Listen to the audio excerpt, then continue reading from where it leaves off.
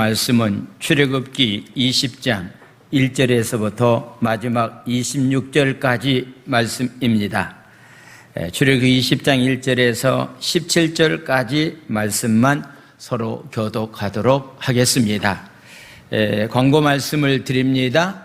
주보를 참고해 주시기를 바랍니다. 교회 실시간 예배가 오전 11시 예배, 새벽 5시 예배, 금요일 저녁 8시 예배가 실시간 방송이 됩니다. 유튜브를 통해서 여러분들이 집에 돌아가셔서 혹은 이렇게 주일날 나오지 못하신 분들은 꼭 유튜브에 들어가서 방송 설교 예배에 참여해 주시기를 바랍니다. 세례식 8월 14일 날 오전 9시 30분 교회에 모여서 삼양해수장에 가서 세례식을 하도록 그리하겠습니다. 세례 받으실 분들은 우리 사무실에 미리 말씀하시고 문답 공부를 해 주시기를 바랍니다. 교육부에서 여름 행사가 지난주에 이렇게 학생회부터 시작이 되었습니다. 그래서 이렇게 장기간은 코로나 때문에 할 수 없고 주일날만 와서 이렇게 3주간 학생회와 주일학교는 오늘 또 시작을 했습니다. 여름 행사를 위해서 수고하는 우리 교육자들이나 우리 교사들을 위해서 여러분들이 많이 기도해 주시고 후원해 주시기를 바랍니다.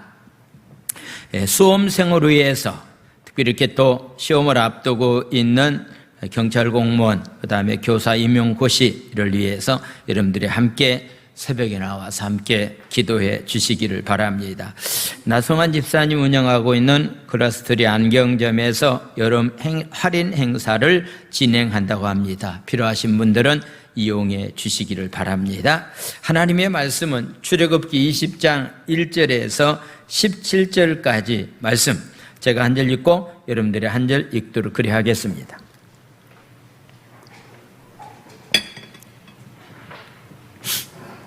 큰 소리로 서로 교독합니다. 하나님이 이 모든 말씀으로 말씀하여 이르시되 나는 너를 애굽 땅 종되었던 집에서 인도하여 낸 내 하나님 여호와이니라.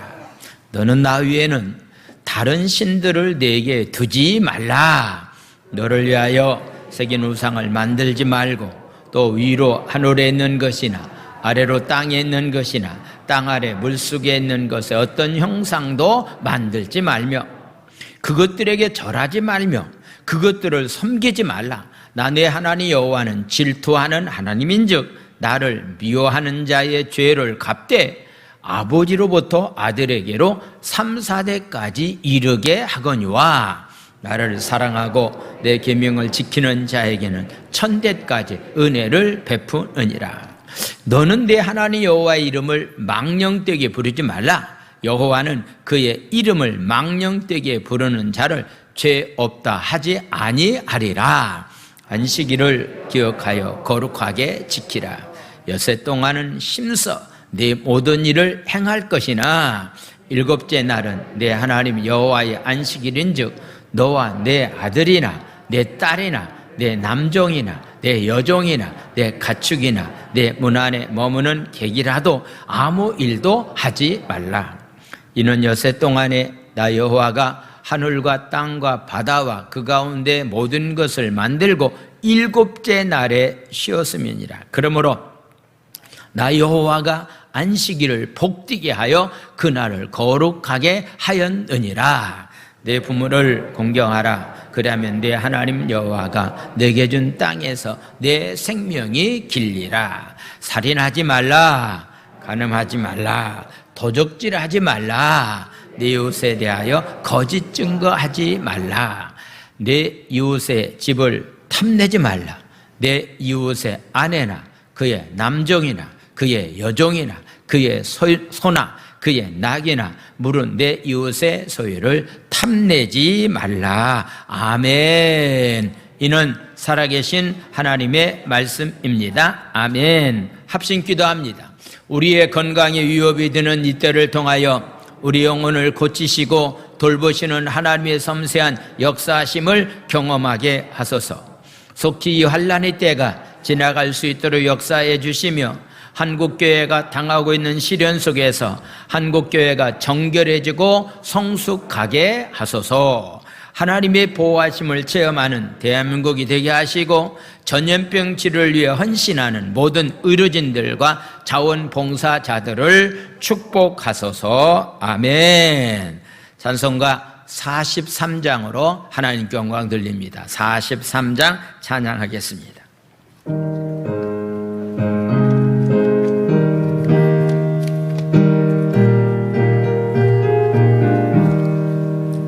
즐겁게 한식할 날, 반갑고 좋은 날, 내 마음을 편케 하니 즐겁고 기쁜 날, 이 날에 천하 만민 다 보좌 앞에서 참되신 삼위일체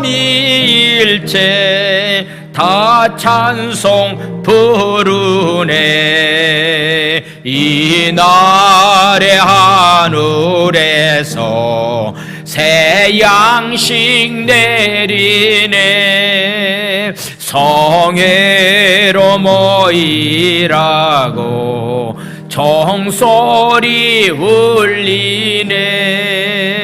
복음의 밝은 빛은 온 세상 비치며 또 영생물이 흘러 시원케 하시네.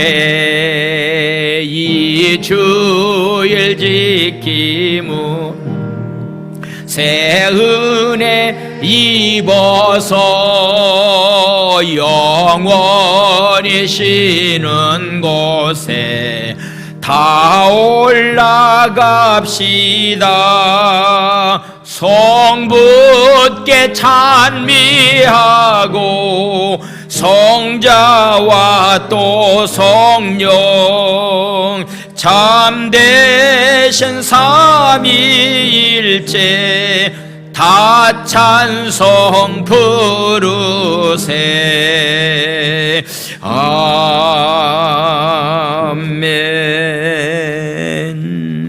할렐루야. 이스라엘 민족들을 하나님은 사랑하여 주셔서 종로로 타던 애굽에서 이스라엘 민족들을 출애굽시켰습니다.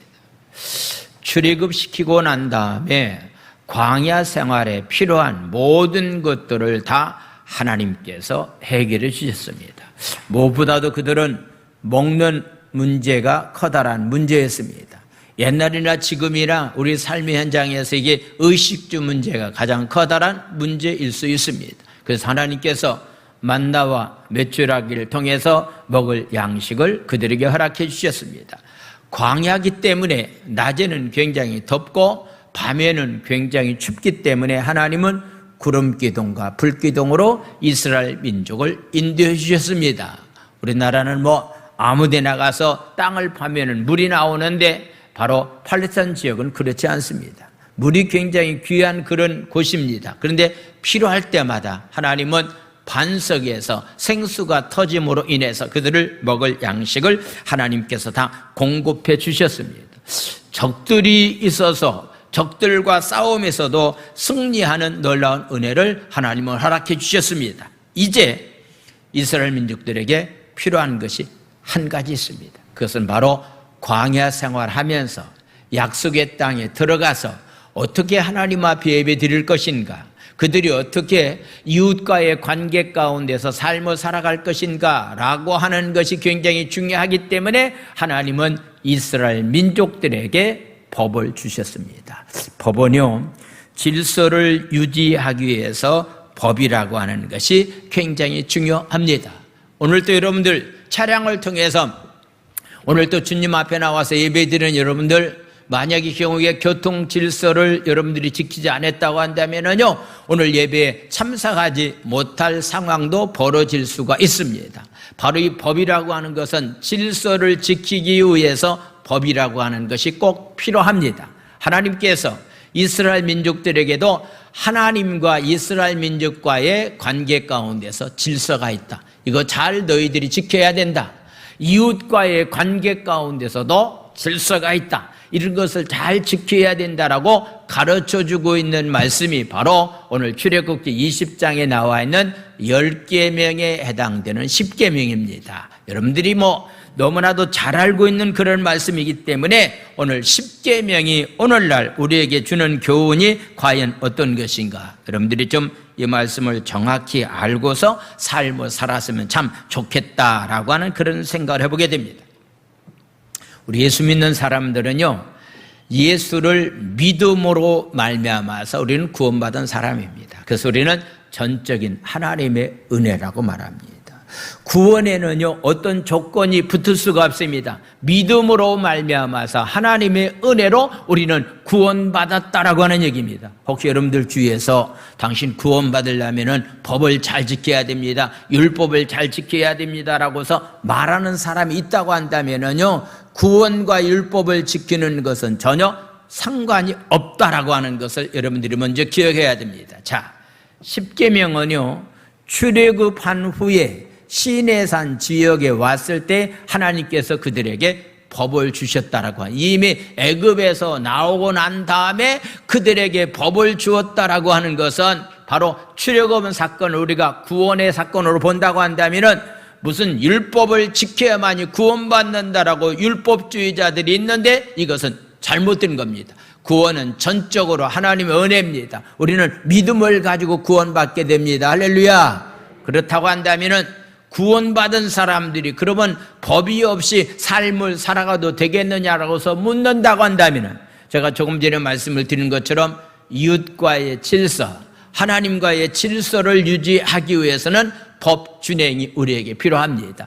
예수를 구세주로 믿고 믿음 안에서 삶을 살아가는 사람들은 하나님이 우리에게 주신 법을 잘 지켜야만이 그 법 가운데서 우리에게 주어야 될 만한 풍성한 구원의 열매를 맺는 자로서의 삶을 살아가는 삶이 우리의 삶이 되어야 됩니다. 한번 다 같이 따라서 복唱합니다. 믿음으로 구원받고 말씀 순종으로 열매를 맺자. 이 두 가지는 필요합니다. 우리는 믿음으로 구원받습니다. 그러니까 믿음으로 구원받은 사람이라고 한다면은 기록된 하나님의 말씀을 순종함으로 인해서 신앙의 아름다운 열매, 하나님께서 주시는 축복을 누리면서 삶을 살아가는 삶이 바로 우리의 삶이 되어야 됩니다. 이사야 선지자는 이사야 48장 17절에서 20절까지 말씀을 보겠습니다. 하나님께서 어떻게 말씀하셨는가? 이사야 선지자를 통해서 너희의 구속자시여 이스라엘의 거룩하신 이신 여호와께서 너희들에게 이야기한다. 우리를 구원해 주신 하나님께서 우리를 구원해 주신 이스라엘 민족들을 향해서 하나님 지금 말씀합니다. 나는 내게 유익하도록 가르치고 너를 마땅히 행할 길로 인도하는 내 하나님 여호와라. 할렐루야. 내가 유익한 삶을 살아갈 수 있도록, 이 땅에서 행복한 삶을 살아갈 수 있도록 마땅히 행할 길로 하나님은 너희들을 인도해 주시는데 어떻게 인도해 주시는가라고 하는 것에 대해서 18절은 이렇게 말씀합니다. 내가 나의 명령에 주의하였더라면은, 나의 명령대로 너희들이 삶을 산다면 내 평강이 강과 같았겠고 내 공의가 바다 물결 같을 것이다. 할렐루야. 예수를 주라고 고백하고 믿음을 가지고서 하나님의 말씀에 근거해서 삶을 살면은요, 우리의 삶의 평강이 기쁨이 차고 넘치는 자로서의 삶을 살아가고 이 땅이 공의가 차고 넘치는 가운데서 삶을 살아가는 세상이 된다라고 하는 그런 말씀을 하고 있습니다. 예수 믿고도요 마음에 평강이 없고, 예수 믿고서도 어떤 면에서 기쁨이 없는 가운데서 슬픔과 좌절과 낭만과 불안 가운데서 삶을 살아가고 있다고 한다면 올바로 신앙생활하는 사람은 아닙니다. 19절 말씀 보겠습니다.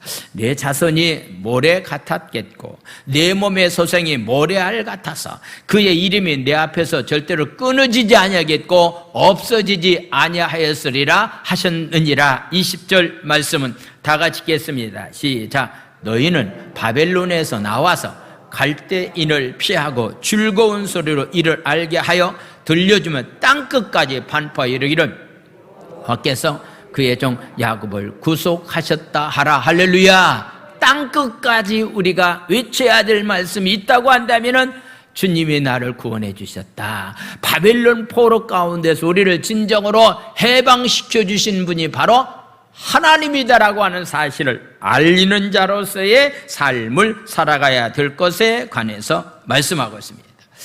십계명은 그 중심 사상은 두 가지입니다. 우리가 하나님 앞에 자유를 누리면서 삶을 살자. 첫 번째서부터 네 번째까지의 계명, 두 번째, 다섯 번째서부터 10번까지의 계명은 바로 생명을 사랑하는 자로서의 삶을 살자. 자유와 생명 존중입니다. 이것이 바로 십계명의 핵심입니다. 오늘 저는 이 십계명의 핵심에 관한 그런 말씀을 드리겠습니다. 우리가 어떻게 자유를 누리면서 삶을 살아갈 것인가 라고 하는 그런 얘기입니다.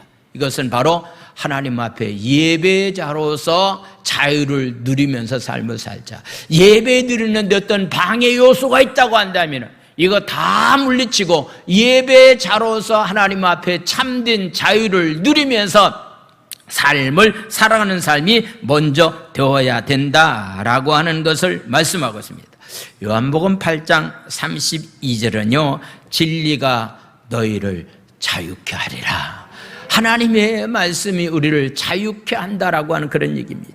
예배 드리는 그곳에 하나님과의 관계 가운데서 우리는 참된 자유를 누리면서 삶을 살아가는 삶이 바로 우리 신앙인의 삶이 되어야 됩니다. 오늘날 신앙생활하면서 세상에 무언가 얽매인 가운데서 진정한 자유를 누리지 못한 가운데서 삶을 살아가고 있다고 한다면 그것은 올바른 신앙생활이 아닙니다. 오늘 1절과 2절은 이렇게 말합니다. 1절과 2절 말씀을 보겠습니다. 하나님이 이 모든 말씀으로 말씀하여 이르시되, 하나님께서 우주 만물을 말씀으로 창조하셨습니다. 오늘날도 말씀을 통해서 하나님은 역사하십니다. 말씀으로 이 시간에 제가 여러분들을 향해서 하나님의 말씀을 대신 여러분들에게 전해주고 있습니다. 2절에 나와 있는 말씀, 어떤 말씀의 내용입니까? 나는 너를 애굽 땅 종되었던 집에서 인도해낸 내 하나님 여호와라. 할렐루야. 우리가 어떤 존재냐고요? 애굽 땅에서 종로로 타는 사람을 출애굽시켜서 우리에게 무엇을 주셨습니까? 우리에게 무엇을 주셨죠? 자유를 주셨다라고 하는 그런 얘기입니다.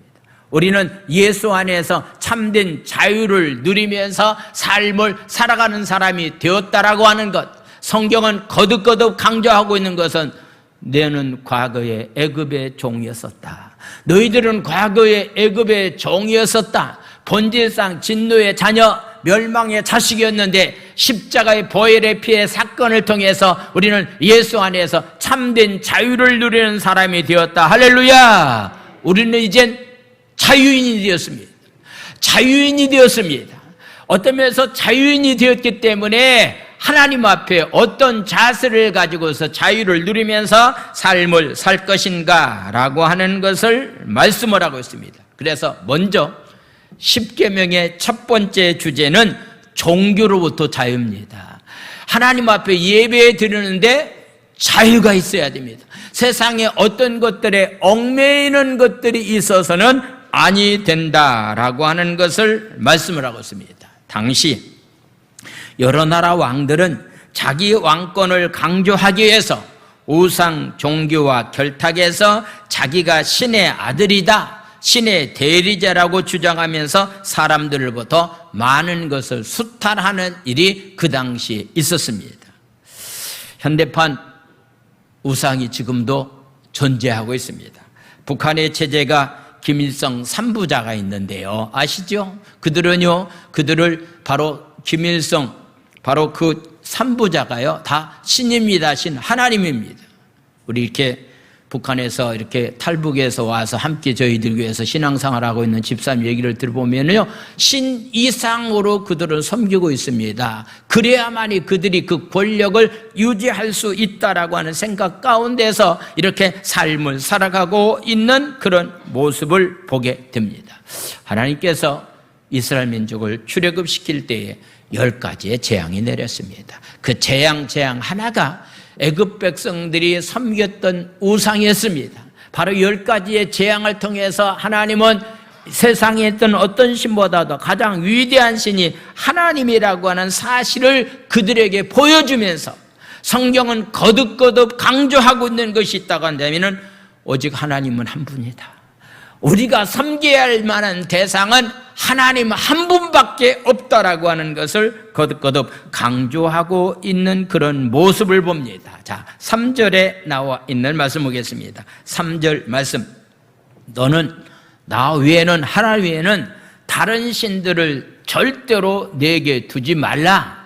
하나님 외에 다른 신상을 너희들이 섬겨서는 아니 된다. 4절 말씀을 보겠습니다. 4절, 너를 위하여 새긴 우상을 만들지도 말고 하늘에 있는 것이나 땅 아래에 있는 것이나 땅 아래 물속에 있는 어떤 형상도 절대로 만들지 말라. 하나님 외에는 섬겨야 될 만한 대상이 없다라고 하는 것.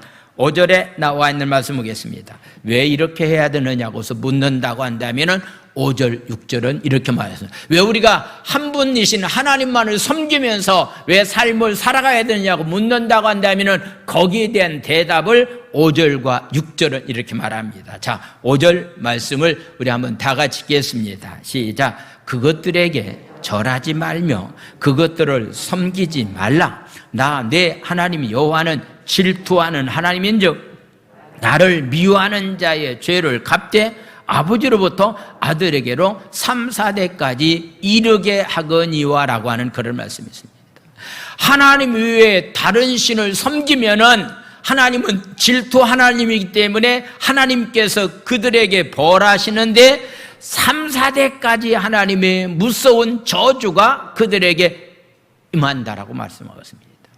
한 대만 하나님이 저주한다고 한다면요, 그 다음에 대는 이어질 수가 없다라고 하는 것을 우리는 잘 압니다. 그런데 바로 하나님의 말씀을 벗어나서 하나님만 섬겨야 될 텐데 세상에 어떤 것들을 신으로 섬기는 사람들에게는 3, 4대까지 하나님의 무서운 저주가 임한다. 6절 말씀을 보겠습니다. 6절 말씀 다 같이 읽겠습니다. 시작. 나를 사랑하고 내 계명을 지키는 자에게는 1000대까지 은혜를 베푸시느니라. 할렐루야.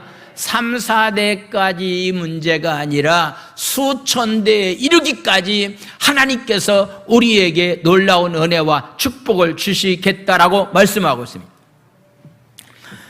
부모가 가장 바라고 원하는 소원이 하나 있습니다. 저도 자식을 둔 그런 입장이지만은요, 부모가 가장 바라고 원하는 것은요, 자식들이 잘 되기를 원하는 것이 부모의 소망입니다. 오늘 여러분들이 자식들이 수천 대에 이르는 복을 받기를 원하시면 아멘 합시다. 오늘 말씀대로 삶을 살아가야 됩니다. 수천 대에 이르는 복 받는 삶이 어떤 말씀이냐고 묻는다고 한다면은 하나님과의 관계 가운데서 예배의 방해를 받지 않고 자유롭게 하나님을 섬기는 자로서의 삶을 살아가는 삶이 바로 수천 대에 이르는 복을 주신다고 그랬는데 이미 이런 복을 받고 있는데 여러분들뿐만 아니라 자손대에 수천 대에 이르는 복이 여러분들이 삶의 현장에 나타나게 되기를 예수님의 이름으로 축원을 드립니다. 할렐루야. 그래서 하나님을 섬기기 위해서 어떤 형상이라 하더라도 역시 용납돼서는 안 된다라고 말하고 있습니다. 그러면서 함부로 하나님의 이름을 부르지 말라. 자, 7절에 나와 있는 말씀 보겠습니다. 7절, 너는 내 하나님 여호와 이름을 망령되게 함부로 부르지 말라. 여호와는 그의 이름을 망령되게 부르는 자를 죄 없다 하지 아니하리라. 부정의 부정은 긍정이죠. 여호와의 이름을 함부로 부르는 사람은 무서운 죄가 그가 있다. 그래서 바로 3, 4대에 이르는 저주가 임할 것에 관해서 말씀하고 있습니다. 자, 사랑하는 성도 여러분들, 여러분들이 후손들이 수천 대의 복을 받기를 원하시면 아멘 합시다. 내가 하나님의 말씀에 근거해서 하나님 앞에 똑바른 예배의 자로서의 삶을 살아가는 삶이 되어야 된다라고서 말씀하고 있습니다. 두 번째는요, 우리는 노동으로부터 자유를 얻어야 된다라고 하는 그런 말씀입니다. 자, 4계명의 그런 말씀입니다. 바로 안식일을 기억해서 그날을 거룩하게 지키라고 하는 그런 계명입니다. 노예에게는요, 휴식이 없습니다. 비록 아담으로부터 내려오는 인간의 죄로 인해서 이마에 땀을 흘리지 않고서는 땅의 소산을 얻을 수 없지만은 적어도 7째 날만큼은 하나님을 기억하면서 안식을 누리는 자로서의 삶을 살아가는 삶이 바로 우리의 삶이 되어야 됩니다. 안식을 제대로 누리지 못하고 안식일을 기억해서 그날을 거룩한 날로 지켜야 될 텐데, 만약에 지키지 못한다고 한다면요, 창조의 섭리를 어긋나게 만드는 겁니다. 바로 안식일 날은 하나님께 우주 만물을 6일 동안 창조하고 난 다음에 7째 되는 날 안식했다. 창세기 2장 1절에서부터 3절까지 말씀을 보겠습니다. 천지와 만물이 다 이루어지니라. 하나님이 그가 하시던 일을 7째 날에 마치시니 그가 하시던 모든 일을 그치고 7째 날에 안식하니라. 3절은 다 같이 읽겠습니다. 시작. 하나님이 그 7째 날을 복되게 하사 거룩하게 하셨으니 이는 하나님이 그 창조하시며 만드시던 모든 일을 마치시고 그 날에 안식하였음이니라. 할렐루야. 기억하십시오. 안식일을 기억해서 그 날을 거룩하게 지켜야 될 만한 것은 창조의 하나님, 창조의 주권을 인정해 주는 자로서의 삶을 살아가는 것이 바로 안식일이다라고 하는 것을 말씀하고 있습니다. 물론 구약의 안식일이 신약에 와서 예수님 부활하심으로 말미암아서 오늘날 주일날이 되었습니다. 특히 이 규정을 지키는 그런 가운데서 어떤 사람이 이 규정을 지켜야 될 것인가라고 하는 것에 대해서 8절에서부터 10절까지 말씀을 보겠습니다. 8절에서부터 10절까지 말씀. 안식일을 기억하여 그날을 거룩하게 지키라. 오늘도 주님 앞에요, 이 날을 기억해서 거룩하게 지키기 위해서 우리가 주님 앞에 나와서 오늘 예배자로 서게 되었습니다. 할렐루야. 그런데 그 안식일을 거룩하게 지켜야 될 만한 대상이 누구냐라고 하는 그런 얘기입니다. 자, 9절 말씀을 보겠습니다. 엿새 동안은 심서 내 모든 일을 행하는 사람만이 안식일을 잘 지킬 수가 있다. 우리 주위에 자기가 해야 될 만한 일이 있는데 열심히 땀 흘려서 일하지 않는 사람들이 생각보다도 많이 있습니다. 그런 사람들은요, 예수를 주라고 믿는다 할지라도요, 안식일을 하나님 앞에 지킬 만한 자격이 없는 사람들입니다. 6일 동안은 열심히 일하다가 주님 앞에 나와서 안식일을 하는 것이 진정한 안식이지, 일주일 동안 삶 가운데서 땀 흘리는 일도 없고 일도 하지 않는 가운데서 삶을 살아가는 사람이 주일날 와서 예배를 드린다? 하나님 오시기는 합당한 예배가 될 수 없다라고 하는 것을 말씀하고 있습니다. 자, 10절 말씀을 보겠습니다. 7째 날은 내 하나님 여호와의 안식일인즉 바로 너나 여러분들 자녀들, 내 딸이나 남종이나 여종이나 가축이나 내 문 안에 머무는 객이라도 아무 일을도 하지 말라. 그들에게 일을 시켜서는 안 된다라고 하는 얘기입니다. 여러분들 주위에 지금 꼭 나와서 오늘 예배 드려야 될 만한 사람들이 있습니다. 여러분들이 자녀들이 있습니다. 여러분들이 부모들이 있습니다. 여러분들이 잘 알고 있는 사람들이 있습니다. 그런데 만약에 이 자리에 그들이 없다고 한다면요, 오늘 성경 말합니다. 내 여종이나 남종까지도 가축까지도 절대로 일을 해서는 안 되고 이날만큼은 하나님 앞에 거룩한 예배자로서의 삶을 살아가는 삶이 되어야 된다라고서 말씀하고 있습니다. 다시 한번 말씀합니다. 자, 11절 왜 이렇게 해야 되는가? 11절에 나와 있는 말씀 다시 한번 읽겠습니다. 시작. 이는 엿새 동안에 나 여호와가 하늘과 땅과 바다와 그 가운데 모든 것을 만들고 7째 날에 쉬었음이니라. 그러므로 나 여호와가 안식일을 복되게 하여 그날을 거룩하게 하셨느니라. 할렐루야. 복음 안에서 우리는 참된 안식을 누리면서 코로나 때문에 힘든 것은 분명합니다만은 그래도 이 코로나 상황이 우리에게 벌어진다 할지라도 내 영혼이 구원받아 하나님의 백성이 되었다라고 하는 것을 생각할 때 우리는 어떤 상황 가운데서도 하나님 앞에 기뻐하면서 참된 안식을 누리면서 삶을 살아갈 수 있는 귀한 삶들이 다 되기 원합니다. 할렐루야. 내 영혼이 은총 입어 중한 죄짐 벗고 보니 슬픔 많은 이 세상도 천국으로 화도다. 할렐루야. 찬양하세. 내 모든 죄 사함받고 주 예수와 동행하리. 그 어디나 하늘나라. 할렐루야. 신앙생활하는데 자유가 없다면은, 신앙생활하는데 여러분들이 안식이 없다고 한다면은 이건 커다란 문제 가운데 하나라고 하는 사실을 여러분들이 꼭 기억하시 바랍니다. 우리는 복음 안에서 참된 자유를 누리고 예배에 방해되는 것들을 다 물리쳐서 참된 자유를 누리면서, 특별히 노동하는 일 가운데서도 참된 자유를 누리면서 주님 앞에 나와 관계되는 모든 사람들이 다 나와서 하나님 앞에 예배자로 삶을 살아갈 수 있는 그런 귀한 삶들이 다 되기를 원합니다. 할렐루야. 5번째서부터 10번째까지의 계명은 생명 존중 사상입니다. 하나님과는 예배 가운데서 자유를 마음껏 누려라. 노동 가운데서도 참된 자유를 누리면서 삶을 살아라. 그 다음에 2번째 우리가 해야 될 것이 있다고 한다면 이웃과의 관계 가운데서 생명을 존중히 여기는 자로서의 삶을 살아가는 삶이 되어야 됩니다.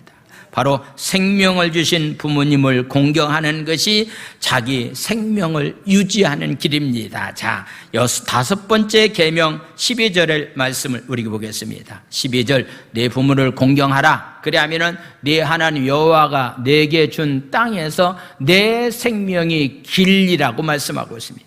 하나님 앞에 우리가 장수하는 가운데서, 건강한 가운데서 하나님 주신 축복을 누리면서 삶을 살기를 원하시면 아멘 합시다.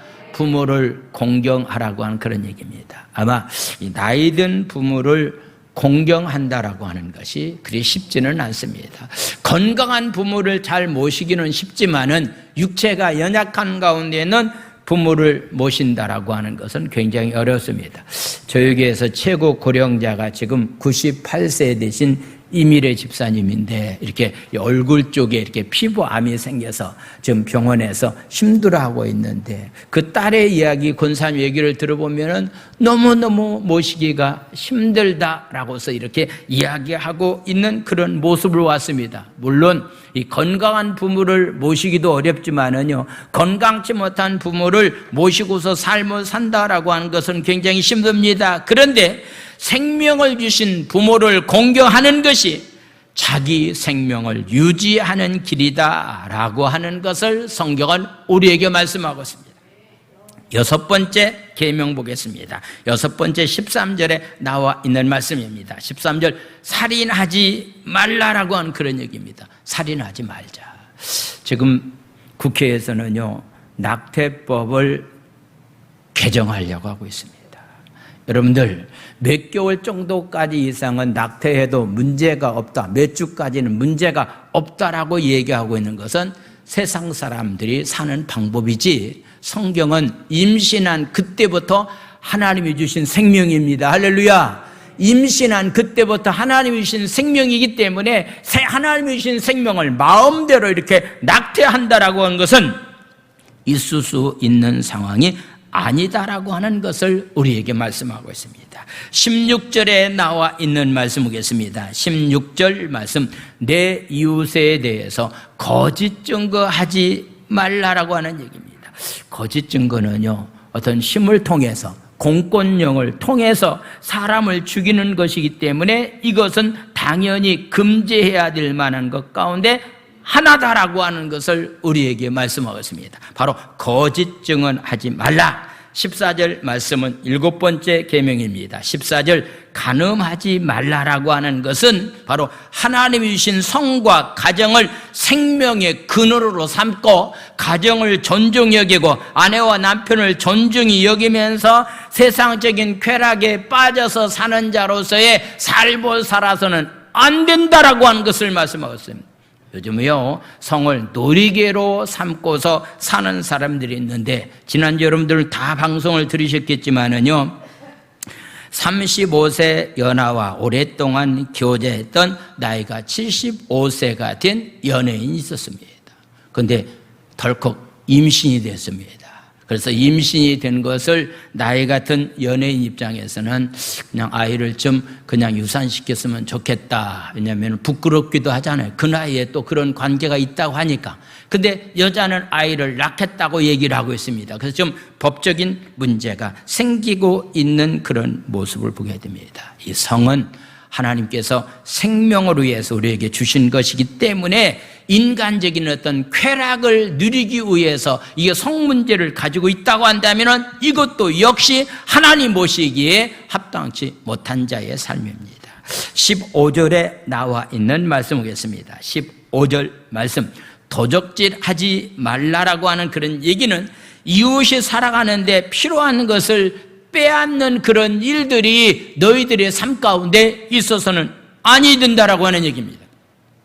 하나님은 배가 고파서 이웃의 밭에 난 곡식이나 포도를 그 자리에서 먹는 것은 도적질이 아니라고 규정하고 있습니다. 우리가 생각해보면 남의 밭에 들어가서 배가 고파서 만약에 이삭을 잘라 먹었다, 포도를 따먹었다라고 한다면 이거 큰일 날 일인데 성경은 배가 고파서 하는 일에 대해서는 그것을 법으로 어기지 않고 있는 그런 모습을 보게 됩니다. 신명기 23장 24절 25절 이스라엘 민족을 향해서 주님 말씀, 내 이웃의 포도원에 들어갈 때에는 마음대로 그 포도를 배불리 먹어도 되느니라. 그러나 그릇에 담지는 말아라. 25절 말씀, 24절 보겠습니다. 24절부터 보겠습니다. 내 이웃의 포도원에 들어갈 때는 마음대로 그 포도를 배불리 먹어도 되느니라. 그러나 그릇에는 담지는 말라. 25절 말씀, 내 이웃의 곡식밭에 들어갈 때는 내가 손으로 그 이삭을 따도 되느니라. 그러나 내 이웃의 곡식밭에 낫을 대는 일은 있어서는 안 된다라고 하는 얘기는 배고픈 상황 가운데 있을 때는 가서 다른 사람의 밭에 들어가서 곡식을 따서 먹어도 문제가 되지 않는다라고 하는 것을 말씀을 하고 있습니다. 그러고 난 다음에 또 하신 말씀이 있다고 한다면 마지막 계명에 해당되는 17절에 나와 있는 말씀이에요. 17절, 내 이웃의 집을 탐내지 말라. 내 이웃의 아내나 그의 남종이나 그의 여종이나 그의 소나 그의 낙이나 물은 내 이웃의 소유를 탐내는 일이 있어서는 안 된다라고서 말씀하고 있습니다. 바로 모든 죄악의 근본은 욕심이지요.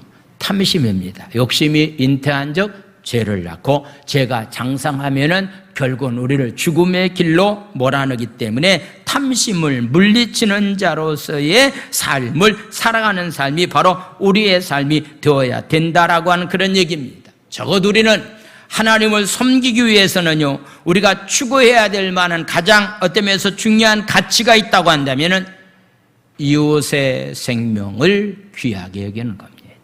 내 생명이 하나님 앞에 귀한 것처럼 이웃의 생명을 귀하게 여기는 자로서의 삶을 살아가는 삶이 바로 우리의 삶이 되어야 됩니다. 교회가 하나님의 말씀에 민감하지 않고 영적으로 무뎌지면은 하나님이 금지한 우상 숭배적인 요소가 교회 안에 나타날 수가 있게 됩니다. 우리 교회는 과연 예배를 방해하는 가운데 있는 것 가운데서 진정한 자유를 누리면서 삶을 살아가고 있는가? 이웃의 생명을 정말로 가장 가치 있는 것으로 여기면서 삶을 살아갈 수 있는 공동체인가라고 하는 것을 이 시간에 한번 점검해 보기를 원합니다. 왜 십계명을 주었는가? 너희들은 하나님의 예배 드리는 가운데 방해되는 거 다 물리치고 예배만큼은 자유롭게 마음껏 하나님 앞에 예배를 드려야 된다. 왜 십계명을 주셨느냐 묻는다면은 이웃의 생명을 귀하게 여겨라. 이웃의 생명을 함부로 대하는 일이 없도록 하기 위해서 십계명을 이스라엘 민족들에게 허락해 주셨습니다.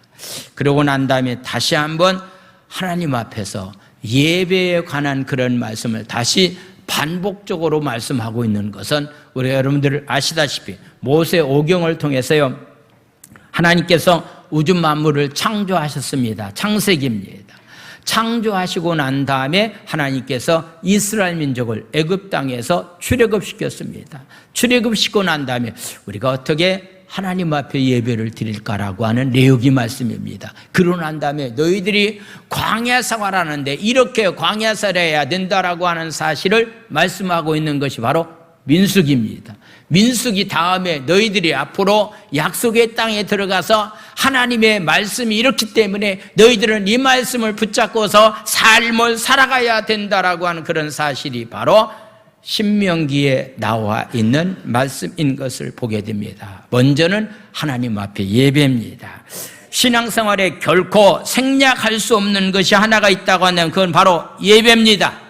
예수 믿는 사람이라고 하면 마땅히 하나님을 예배하고 그분과 인격적인 교제를 나누는 가운데서 삶을 살아가는 삶이 되어야 되는데, 하나님은 이스라엘에게 십계명을 선포하신 후에 구체적인 규례들을 가르쳐 주는데 첫 번째 해당되는 구체적인 규례가 바로 예배와 관련되었다. 그렇다고 한다면 구원받은 사람들이 예배가 얼마나 중요하다는 것을 알고서 신앙생활하는 것은 참 중요합니다. 많은 사람들이 예배가 하나님 앞에 서는 것이고 그분을 만나는 것이라고 말하면서도 그것이 두려운 일이라는 사실을 인식하지 못한 가운데서 예배를 드리는 사람이 있습니다.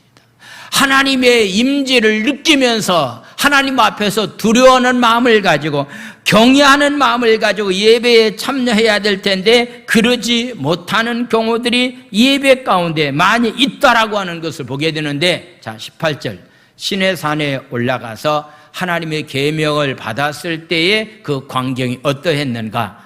백성이 우레와 번개와 나팔소리와 산의 연기를 본지라 그들이 볼 때에 떨면서 멀리 서 있었습니다.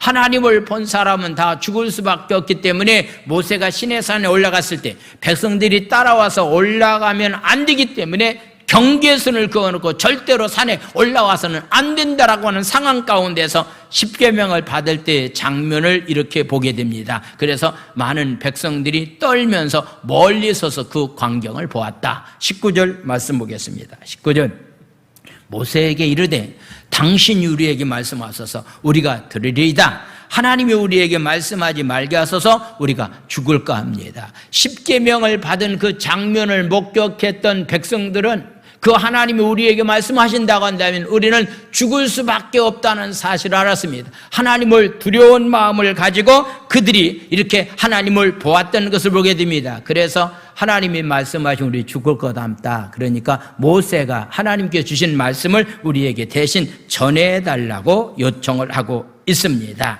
19절 말씀을 보겠습니다. 19절 말씀. 모세에게 이르되 당신이 우리에게 말씀하소서 우리가 들으리이다. 하나님이 우리에게 말씀하지 말게 하소서 우리가 죽을까 합니다. 라고서 말합니다.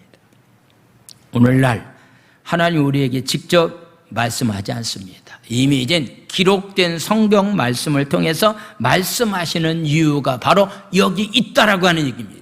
예수님을 따르는 제자들이 궁금증이 하나 있습니다. 하나님이 이런 분이라고 하는 것을 얘기를 하니까요. 그럼 좀 우리에게 좀 하나님을 보여달라고 예수님께 요청합니다. 그때 예수님께서 하신 말씀이 나를 본 사람은 하나님을 본 것과 똑같다라고 말씀하고 있는 겁니다. 사랑하는 성도 여러분, 여러분들 하나님 보려고 하지 마세요. 하나님은 보여줄 수가 없습니다. 하나님을 보려면은 무엇을 보면 됩니까? 기록된 하나님의 말씀을 보면은 우리는 하나님을 보고 만날 수가 있게 되었습니다. 모세는 하나님이 원하시는 것은 오직 하나님을 경외함으로 죄를 범하지 않는 것을 밝히고 난 다음에 말씀을 전달하는 사명을 감당하기 위해서 다시 하나님의 임재하신 흑암으로 나아가고 있는 그런 모습이 됩니다. 왜 하나님이 이렇게 무서운 하나님일까? 하나님께 무섭게 나타났을까라고 하는 것에 대해서 그 이유를 20절과 21절은 이렇게 말합니다. 20절과 21절, 모세가 백성이 이르되 두려워하지 말라. 하나님의 임하심은 너희를 시험하고 너희로 경외하여 범죄하지 않게 하려 하심이다라고서 말하고 있는 겁니다. 우리 인간은 다 약해서 넘어질 때가 굉장히 많이 있죠. 특별히 하나님을 경외하는 마음을 갖고 있지 않는다고 한다면은 환경과 조건만 맞기만 하면은 다 연약해서 넘어질 수밖에 없기 때문에 우리가 늘 하나님을 경외하는 마음을 가지고 무섭게 여기는 마음을 가지고서 삶을 살아가는 삶이 우리의 삶이 되어야 됩니다. 우리가 예배하는 목적은 하나님을 경외하기 위해서입니다. 우리가 예배하는 목적은 하나님을 경외해야만이, 두렵고 떨림으로 하나님을 섬기는 사람들이 되어야만이 죄를 범하지 아니한 가운데서 우리가 삶을 살아갈 수가 있기 때문입니다. 코로나 때문에 장기간 예배를 드리지 못하는 가정들을 위해서 여러분들이 함께 기도해 주시기 바랍니다. 장기간 예배를 드리지 못하면은 그들에게는 말씀이 없습니다. 말씀이 없으면 하나님에 대해서 관심도 없습니다. 말씀이 없으면 하나님에 대한 두려움도 없습니다. 그렇다고 한다면 자기 마음대로, 자기의 생각대로, 자기의 주관 따라서 삶을 살아가고 있기 때문에 마치 사사시대 때의 삶을 살았던 사람들처럼 삶을 삶으로 인해서 다음 세대가 다 무너질 수밖에 없다라고 하는 사실을 말씀하고 있습니다.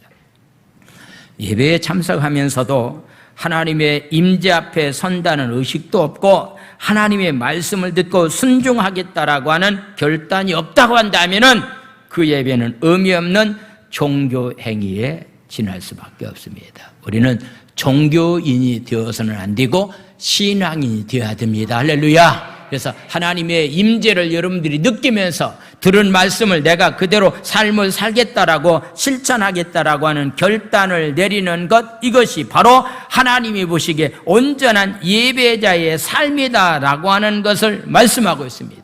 그러면서 다시 또 하나님 앞에 올바른 예배를 드리기 위해서 22절에서부터 26절까지 이런 말씀이 있습니다. 22절 말씀, 여호와께서 모세에게 이르시되 너는 이스라엘 자손에 이같이 이르라. 내가 하늘로부터 너에게 말하는 것을 너희 스스로 보았으니 너희들이 다 보지 않았느냐. 23절 말씀, 너희는 나를 비겨서 은으로나 금으로나 너희를 위하여 신상을 만들지 말라. 어떤 것을 만들어서 나 위에 신상을 절대로 너희들이 만들지 말라. 24절 말씀입니다. 내가 토단을 제단을 쌓고 그 위에 내 양과 소로 내 번제와 화목제물을 드리라. 내가 내 이름을 기념하게 하는 모든 곳에서 내게 임하여 복을 주시리라. 할렐루야. 족장이라고 말하면은 아브라함과 이삭과 야곱, 우리는 축복의 조상이라고 말합니다. 이들이 특징이 있습니다. 이들은 가는 곳곳마다 제단을 쌓고 하나님 앞에 제물을 드리고 여호와의 이름을 불렀더니 가는 곳곳마다 하나님의 축복이 임했다라고 하는 걸 보게 됩니다. 이삭이 가는 곳곳마다 제단을 쌓고서 하나님 앞에 예배를 드렸더니 그의 농사를 지었는데 100배의 수확을 얻었다라고서 말씀하고 있는 것을 보게 됩니다. 그래서 너희들이 하나님 앞에 제단 쌓는 일을 열심히 해야 될 것에 관해서 말씀하고 있습니다. 그런데 제단을 흙으로 쌓아야 했고 돌로 쌓는 경우에는 오늘 성경은 이런 말씀을 하고 있습니다. 자, 24절, 25절 말씀 보겠습니다. 제단을 돌로 쌓을 경우에는 24절, 25절 말씀 보겠습니다. 25절 말씀, 내가 내게 돌로 제단을 쌓거들라. 다듬는 돌로는 하지 말고 내가 정으로 그것을 쪼면 부정하게 된다라고 하는 것은 자연석 그대로 제단을 만들어서 하나님 앞에 제단을 삼으라고 말씀하고 있습니다. 왜 돌을 다듬지 말라고 말했을까라고 하는 그런 얘기는, 잘못하게 되면 돌을 다듬으면은 그것을 신격화하는 그런 경우가 있기 때문에 절대로 돌은 다듬지 말고 자연석을 가지고 하나님 앞에 예배를 드려야 될 것에 관해서 말씀을 하고 있는 겁니다. 예배의 본질이 흐려질수록 인간은 껍데기에 치중하는 그런 경향이 많이 있는 그런 모습을 보게 됩니다. 오늘날 한국교회의 위기는 예배의 위기입니다. 코로나 때문에 예배를 제대로 드리지 못한 것들이 커다란 위기 가운데 있다라고 하는 것을 우리는 생각해 봐야 됩니다. 그러면서 26절은 이런 말씀을 하고 있습니다. 26절 말씀, 너는 징계로 내 제단에 오르지 말라. 내 하체가 그 위에서 드러날까 함이다라고 하는 그런 말씀이 있는데, 하체가 드러날 정도의 복장을 가지고 하나님 앞에 예배를 드리는 것은 올바르지 못하다라고 하는 그런 사실을 말씀을 하고 있습니다. 여름철이기 때문에 우리가 하나님 앞에 나올 때 우리가 가지고 있는 복장도 주의하면서 하나님 앞에 예배를 드리는 자로서의 삶을 살아가는 삶이 우리의 삶이 되어야 됩니다. 지금은 어느 때보다도 한국교회가 살 수 있는 길은 예배가 회복돼야 됩니다. 코로나 때문에 서울은 지금 한 20명 미만의 10명 정도의 미만의 이렇게 또 100명 정도의 미만의 수천 명에 해당되는 사람도 예배를 드리지 못하고 있는데, 이 코로나 상황 가운데서 예배를 드리고 있는 한 교회를 여러분들에게 소개합니다. 한번 영상을 잠시 보시기 바랍니다. 이 교회가 서울에 있는 하나님이 보시기에 심히 좋은 교회, 이름이 담임 목사님 이름이 뭐죠? 심하보 목사님. 저희 교회 부흥에 2번 오셨잖아요. 근데 이 교회가 성전을 은평구 쪽인데 굉장히 잘 짓고세요. 지금 예배를 숫자를 제한시키니까 이 사람들이 지금 무엇을 입었습니까? 방어복을 입었습니다. 여러분들 이렇게 방어복을 입고서도 하나님 앞에 예배 드릴 수 있는 여러분들이 좀 그런 결단이 우리에게 있어야 됩니다. 그냥 뭐 예배를 드리지 못하게 하니까 예배를 안 드려도 된다라고 하는 그런 생각을 해서는 안 됩니다. 예배만이 우리가 사는 길이기 때문입니다. 할렐루야. 기도합니다. 우리 시간에 말씀을 생각하시면서 우리 함께 기도하기를 원합니다. 예배가 회복되는 가운데 있게 해달라고, 율법의 정신인 자유와 특별히 이웃을 존중하는 그런 귀한 삶을 살게 해달라고 우리 하나님 앞에 기도하겠습니다. 우리 주여 한번 외친 다음에 기도합니다. 주여, 하나님 아버지 감사를 드립니다. 코로나19로 인해서 하나님 한국교회가 예배가 무너지고 있는데 하나님 예배가 각자 회복되기를 원합니다. 하나님 앞에 예배드릴 때 하나님의 임재를 느끼게 도와주시옵소서. 하나님 앞에 예배드릴 때 하나님 새로운 결단을 내릴 만한 그런 힘을 우리에게 허락하여 주시옵소서. 구원받은 자로서 예배가 회복되기 원합니다. 구원받은 자로서 생명을 귀하게 여길 수 있는 그런 귀한 삶들이 다 될 수 있도록 하나님의 은혜가 하나님 우리 가운데 하나님 아버지 임할 수 있도록 은총을 하나님 아버지여 허락하여 주실 줄로 믿습니다. 하나님 아버지를 찬양합니다. 하나님 아버지 축복하여 주시옵소서.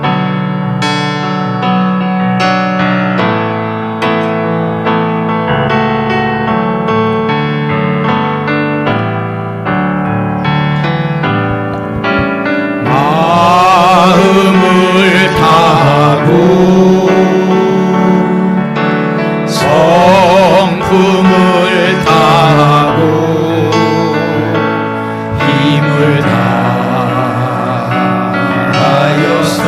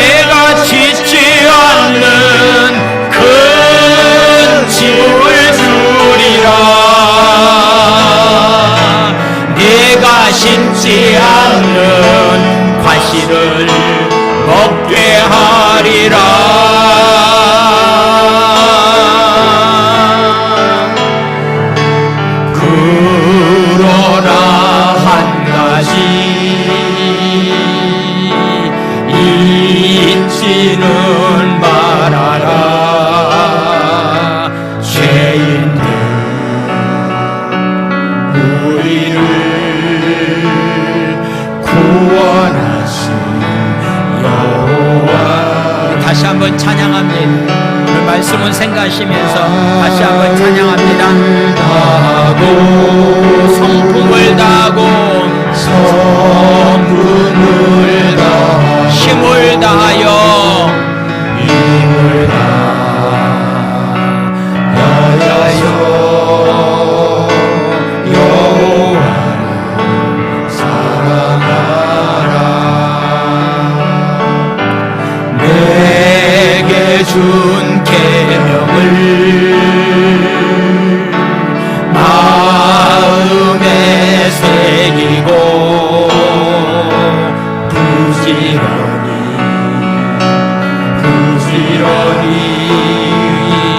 이웃에게 전하여. 그러면 내가 짓지 않는 큰 집을 주리라. 내가 심지 않는 과실을 얻게 하리라.